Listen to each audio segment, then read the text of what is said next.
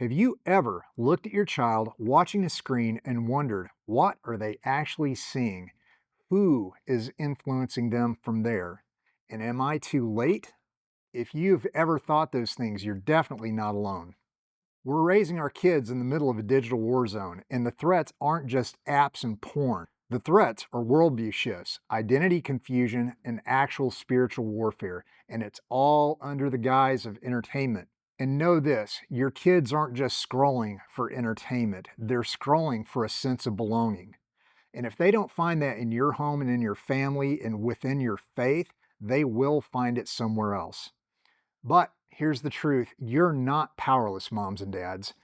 You can lock this down, you can actually lead the conversation, and you can raise your children with strength, discernment, and a faith that actually holds. You just need solid tools, support, and a clear strategy to do so. That's why we're building this course, the Digital Discernment Crash Course.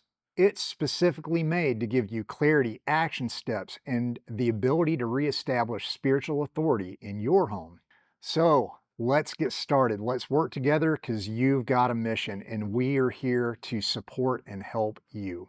Thank you. If you're watching this on Instagram, the link is in our bio and description. If this is YouTube, the link is actually on this post.